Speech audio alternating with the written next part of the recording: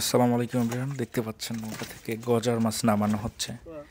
এখানে আজকে এই গজার মাছগুলো ধরা হয় ইসামতি নদী থেকে।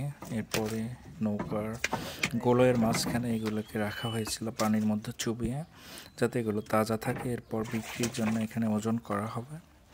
এই যে দেখতে পাচ্ছেন এখানে দাদা মাছ ধরে নিয়ে যাচ্ছে এবং নিচে বিক্রির জন্য ওয়েট দিচ্ছে।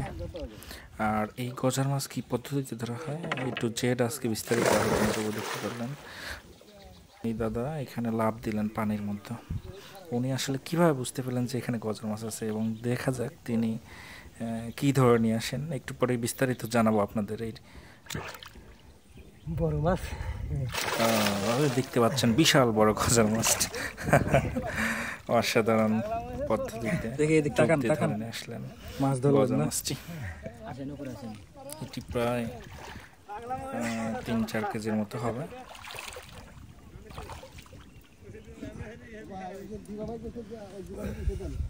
দেখতেও বেশ অসাধারণ লাগছে। আচ্ছা আঙ্কেল, এই যে মাছ ধরলেন, এটা বুঝলেন কিভাবে যে মাছ আছে পানির নিচে? বুড়বুড়ি কাটা আসলো, আচ্ছা, ওই জায়গায় ডুব দিলাম, হাত দিয়ে দেখলাম, দেখার পরে হাত দিয়ে দেখেন মাটির নিচে থাকে, মাটির নিচে থাকে। আর এটা দিয়ে চাপ দিয়ে ধরে দেন না? গাড়া লাগে, গাড়ার পরে এইটা দিয়ে, এটা ঠুসি বলে না? ঠুসি বলে, ঠুসি দিয়ে ধরে তারপরে নিয়ে আসেন। নিয়ে আসা হয়। আচ্ছা, এই মাছ সাধারণত মাটির নিচে থাকে এবং এই মাছগুলো মূলত স্নেক হেড প্রজাতির মাছ, যে কারণে এটা দেখতে মাথাটা অনেকটা স্নেক অর্থাৎ সাপের মতো, এবং এটি মূলত রাক্ষসী মাছ টাইপের, বেশ বড়। দেখতে পাচ্ছেন দাদা বলছে আমাদেরকে এখন এই জালের মধ্যে থেকে গজার মাছটি নিচে রাখা হলো। দেখতে পেলেন, আবার দেখতে পাচ্ছেন ভাব দিয়ে নামলো।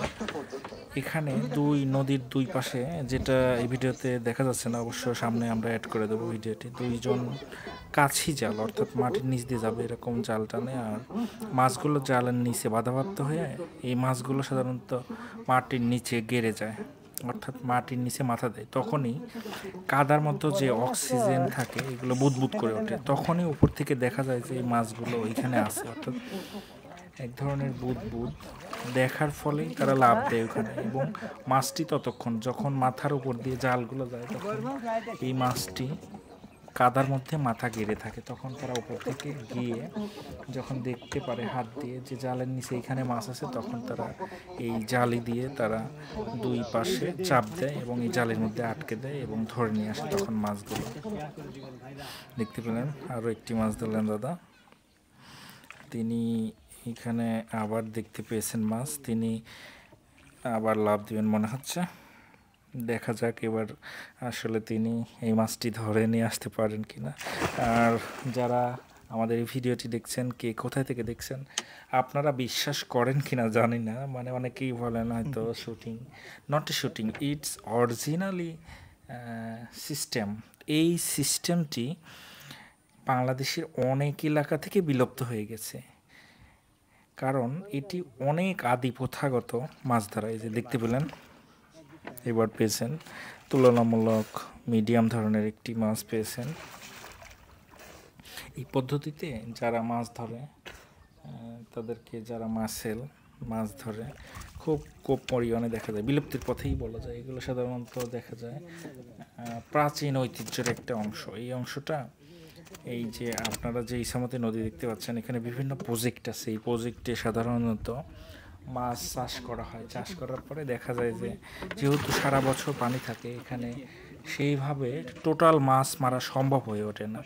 তাই মাটির নিচের লেয়ারে, অর্থাৎ পানির নিচের লেয়ারে যে মাছগুলো থাকে, যেগুলো তৃতীয় শ্রেণীর মাছ বা তৃতীয় শ্রেণীর খাদক স্তরের মাছ, সেগুলো সাধারণত ওপর দিয়ে টানা জাল বা বাদাই জাল বা নেট জাল দিয়ে এগুলো ধরা সম্ভব হয় না। তো পরবর্তীতে যখন এই দাদারা এই পদ্ধতিতে মাছ ধরেন, তখন কাশি জাল দুই পাশ দিয়ে টানা হয়ে দেখতে পাচ্ছেন আরেকটি মাছ ধরে নিয়ে আসলেন বলতে বলতে। আসলে এই মাছটা যখন মারা দেখবেন অদ্ভুত লাগে। আসলে দুই পাশ দিয়ে টানার ফলে মাছ যখন বাধাপ্রাপ্ত হয় তখনই মাটির নিচে মাথা দেয়, আর তখনই ওপর থেকে যখন এই কাদার মধ্যে মাথা দেয়, তখন মাটির মধ্যে যে অক্সিজেন, কার্বন ডাইঅক্সাইড গ্যাস থাকে, এগুলো উপরে ফুসফুস করে পানির উপরে বুদবুদ আকারে ভেসে ওঠে। আর তখনই এনারা লাফ দিয়ে যান এবং এই জালি দিয়ে মাছগুলো ধরার চেষ্টা করেন এবং ধরে নিয়ে আসেন। হ্যাঁ, দু একটা লাফ দেওয়া, ডুব দেওয়া মিসও হয়ে যায়, কিন্তু বেশিরভাগ ক্ষেত্রেই দেখা যায় যে তারা মিস হয় না। এই যে দেখতে পাচ্ছেন এই কাশি জাল, এই কাশি জালই মূলত তারা দুই নদীর দুই পার থেকে 4 জন লোক আছে, তারা অনবরত টানতে থাকে এবং এই জালে বাধাপ্রাপ্ত হয়ে মাছগুলো কাদার মধ্যে মাথা দেয়। আর তারা খুব মনোযোগ সহকারে দেখে থাকেন কোথা থেকে বুদবুদ, কোথা থেকে অক্সিজেন এইগুলো পানির উপরে ভেসে উঠছে, সেখানেই তারা নিরিখ করে তাদের হাতের ঠুসি বা জালি দিয়ে তারা ওই মাছগুলোকে সুন্দর করে ধরে নিয়ে আসেন। তবে হ্যাঁ, এই পদ্ধতিটা বাংলাদেশের কয়েকটি জেলা দেখা যায়, তার মধ্যে পাবনা জেলা আজকে সর্বোচ্চ গজার মাছ ধরেছে। এটা কয় কেজি ওজনের দাদা? 4 কেজি 4 কেজি ওজনের, বিশাল বড়। এখন মাপা হবে আগামী। নৌকা থেকে গজার মাছ নামানো হচ্ছে এবং নদীর পাড়েই এখানে মাছ মাপা হয় এবং এখান থেকেই বিক্রি করে দেওয়া হয় এই প্রজেক্টের এই গজার মাছগুলো। এই যে দেখতে পাচ্ছেন এখানে মাছ মাপার জন্য ওয়েট মেশিন আছে এবং এখান থেকে বিভিন্ন পাইকারি ক্রেতাগণ এসে মাছগুলো নিয়ে যান ডাক দেওয়ার মাধ্যমে।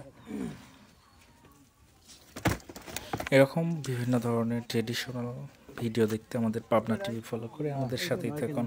ধন্যবাদ সবাইকে।